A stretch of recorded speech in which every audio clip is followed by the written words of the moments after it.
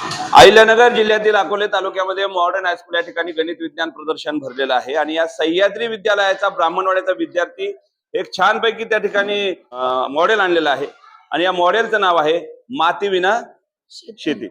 मला एक सांग, मातीविना शेती हा जो तू या ठिकाणी प्रोजेक्ट आणलेला आहे, हे जे विज्ञान प्रदर्शनामध्ये तू हे मॉडेल घेऊन आलेलं आहे, काय संकल्पना आहे याची? याच्यात आपण मातीविना शेती करू शकतो। ज्यांच्याकडे जमीन नाही त्यांना शेती करण्यास सोपं जावं म्हणून ही मातीविना शेती आणलेली आहे। हे बघा, इथून पाण्याचं सर्क्युलेशन चालू होतं, इथून पाणी सोडल्यावर हे झिगझॅग टाईपने पाणी सर्व झाडांना मिळतं। जे मातीतून जो वनस्पतींना घटक मिळणार आहेत ते आपण पाण्याद्वारे थेट मुळांना देतो। हे बघा, ह्या प्रकारे थेट मुळांना पाणी दिलं जातं।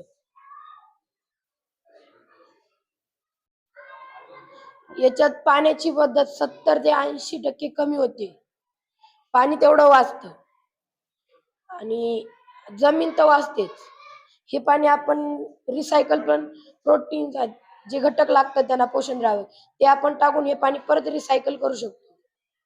ऑर्गॅनिक शेतीच्याकडे लोक वळलेले आहेत, आता रासायनिक शेती कमी करायला लागलेले आहेत। तुझ्या मॉडेल मधून ऑर्गॅनिकचा काही तू संदेश देणार आहेस याच्यात, की याच्यामध्ये रासायनिक खत न वापरता आरोग्याच्या दृष्टीने चांगली शेती कशी करू शकतो हे देखील याच्यात सांगतोय?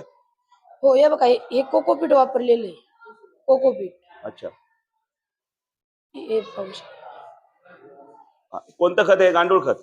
नाही, कोकोपीट कोको काय असतं ते? नारळाच्या सालापासून बनवलेलं असतं। अच्छा, मला एक सांग की आता जर एखाद्या शेतकऱ्याला अशी शेती करायची तर त्याला एवढी सारी सिस्टीम तयार करावं लागेल?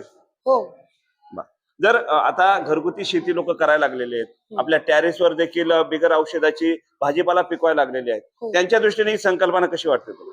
ही त्यांच्या दृष्टीने ही संकल्पना चांगली, कारण शहरी भागांमध्ये लोकांकडे जमीन नसते, पण त्यांना ऑर्गॅनिक म्हणजे सेंद्रिय खतांनी बनवलेलं जे रासायनिक नाही ते पालेभाज्या खायला आवडतात, बरोबर।